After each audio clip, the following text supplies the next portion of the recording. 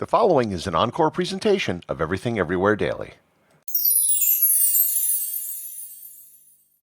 In the late 13th century, the Mongol Empire was at the peak of its power. It was at this time that the Mongol Emperor of China, Kublai Khan, set his sights on the islands of Japan. On two separate occasions, the Mongols assembled the largest amphibious fleet in world history, and both times they discovered the limits of their military conquests. Learn more about the Mongol invasions of Japan on this episode of Everything Everywhere Daily.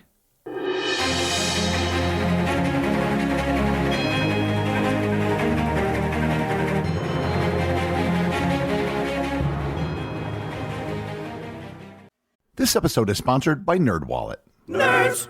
When it comes to general knowledge and history, you know I've got you covered. But who do you turn to when you need smart financial decisions? If your answer is NerdWallet, then you're absolutely right. And if it's not, let me change your mind. The nerds at NerdWallet have spent thousands of hours researching and reviewing over 1,300 financial products, and they have the tools you need to make smarter financial decisions. Looking for a credit card? Go beyond the basic comparisons, filter for features that matter to you, and read in-depth reviews. Ready to choose a high-yield savings account? Get access to exclusive deals and compare rates, bonuses, and more. House hunting? View today's top mortgage rates for your home sweet home. Make the Nerds your go-to resource for smart financial decisions. Head to nerdwallet.com/learn more. NerdWallet. Finance smarter. Disclosure: NerdWallet Compare Incorporated, NMLS 1617539. This episode is brought to you by Wondery's American History Tellers. In early 1607, 3 ships carrying over 100 English settlers landed on the shores of what is now Virginia, where they established a colony they named Jamestown.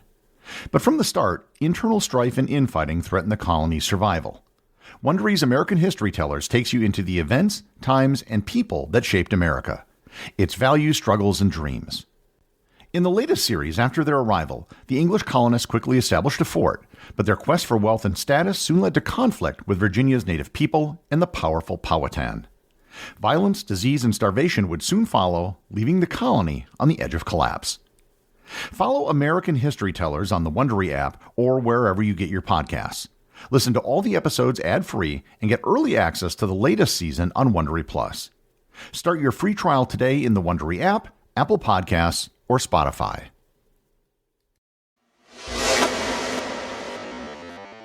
It's hard to stress just how much of a role the Mongols were on in the late 13th century. By this time, Genghis Khan, the guy who started it all, had been dead for almost 50 years. His descendants, however, had continued conquering for decades.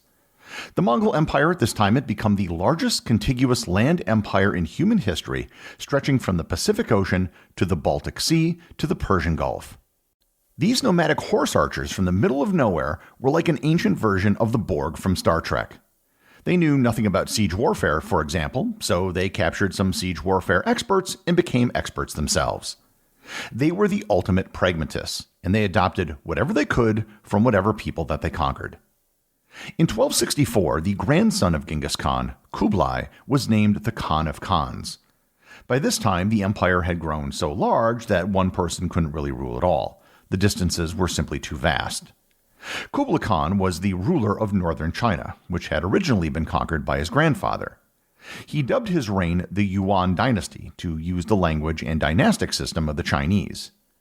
He wanted to complete what his grandfather was unable to do, the complete subjugation of all of China, which at this point meant the Song dynasty in the south. However, his appetite for conquest was greater than just the rest of China. In 1259, he established the Kingdom of Goryeo as a vassal kingdom, which ruled the Korean peninsula.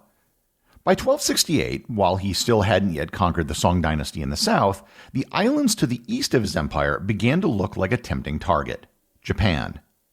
So Kublai Khan took a page out of the Mongol playbook and sent envoys to Japan.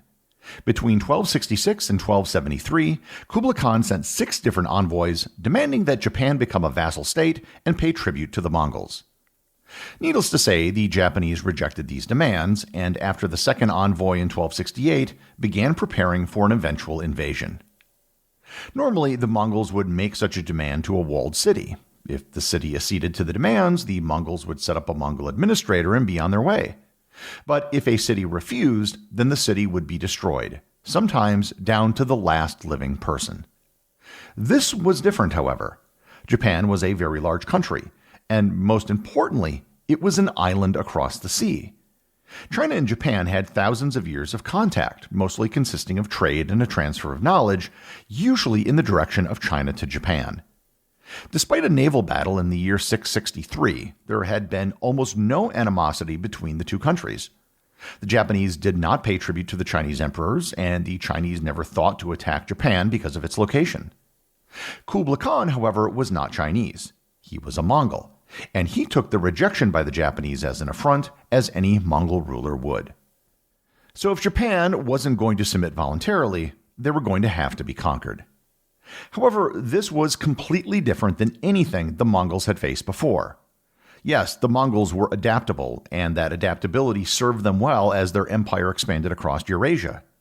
However, they were still fundamentally horsemen of the Asian steppes.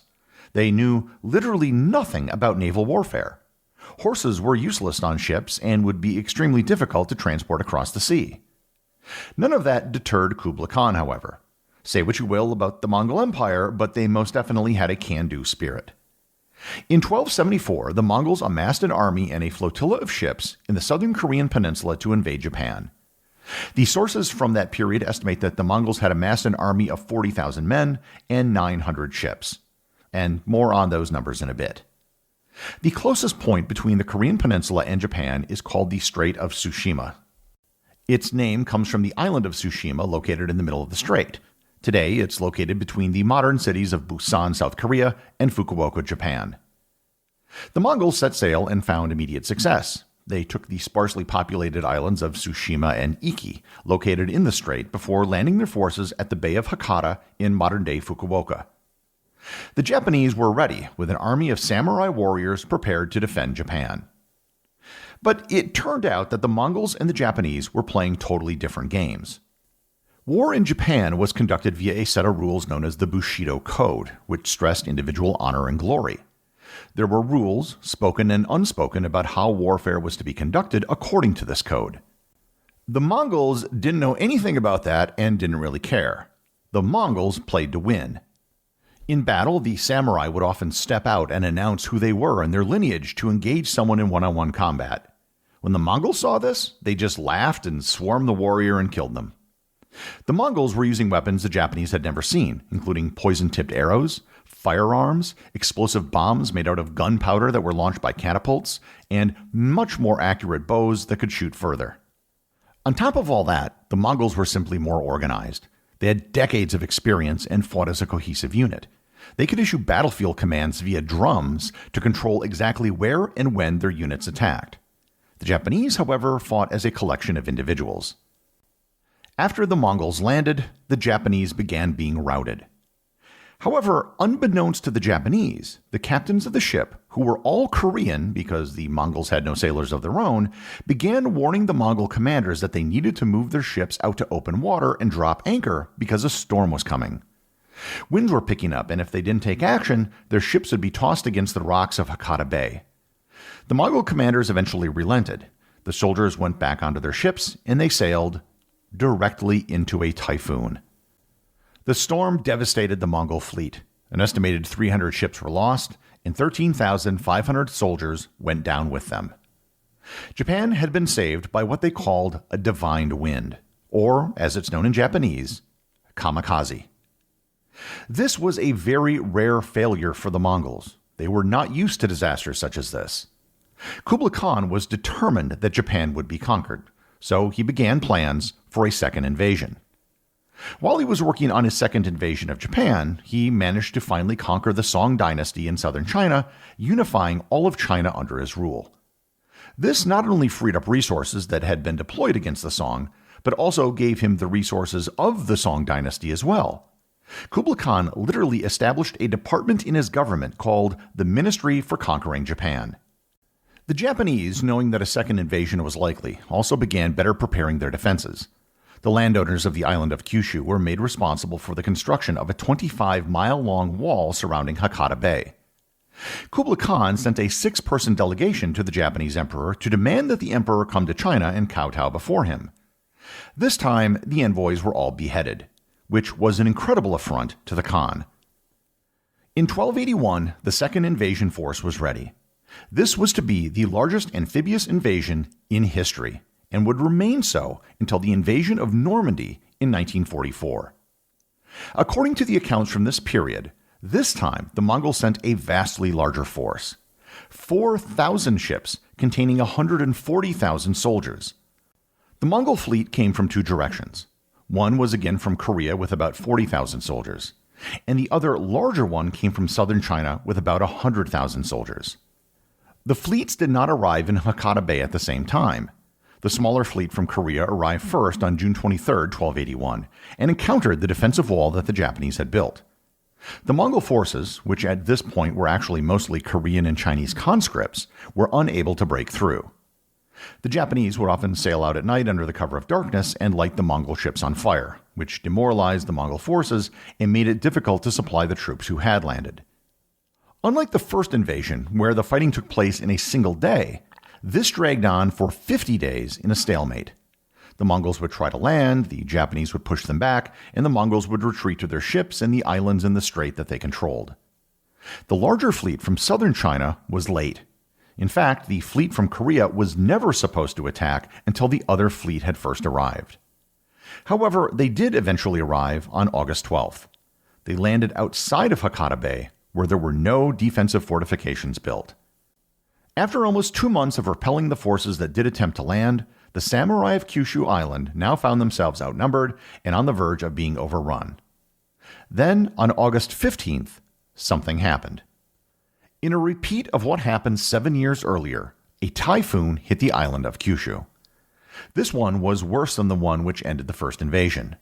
Most of the 4,000 ships were destroyed, as were an estimated 100,000 soldiers. All the surviving troops that washed up on shore were slaughtered by the Japanese, except those from southern China. The Japanese felt that those from southern China had been sent against their will to fight, so they were spared. Estimates of the losses amongst the Mongol forces range from 60 to 90%. The Mongol Empire was never able to conquer Japan. The sea proved to be too formidable of an obstacle for the Mongols.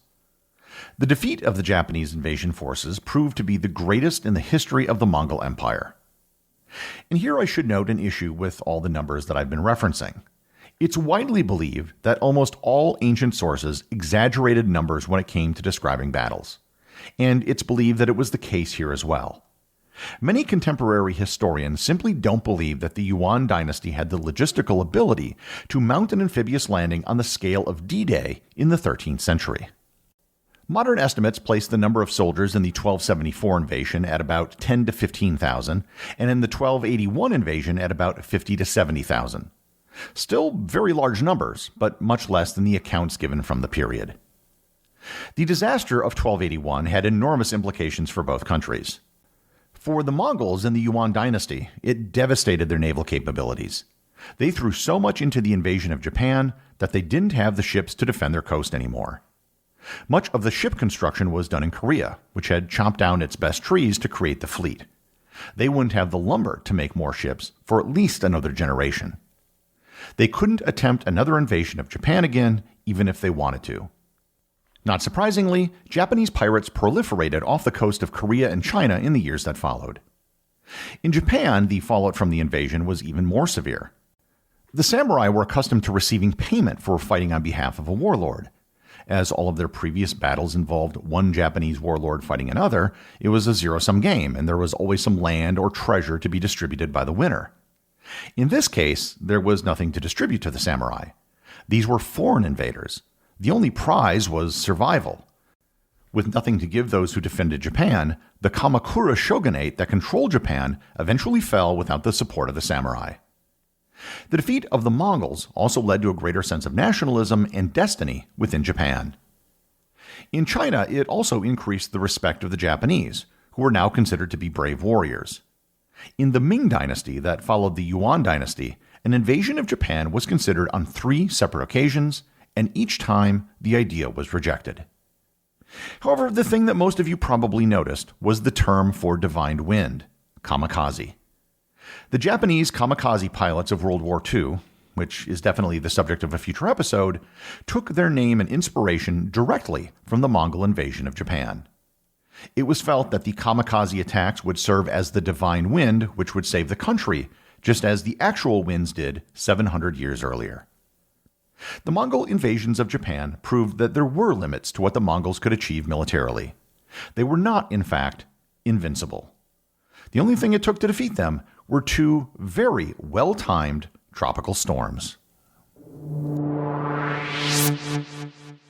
The executive producer of Everything Everywhere Daily is Charles Daniel. The associate producers are Benji Long and Cameron Kieffer. I want to give a big shout out to everyone who supports the show over on Patreon, including the show's producers. Your support helps me put out a show every single day. And also, Patreon is currently the only place where Everything Everywhere Daily merchandise is available to the top tier of supporters. If you'd like to talk to other listeners of the show and members of the Completionist Club, you can join the Everything Everywhere Daily Facebook group or Discord server. Links to everything are in the show notes.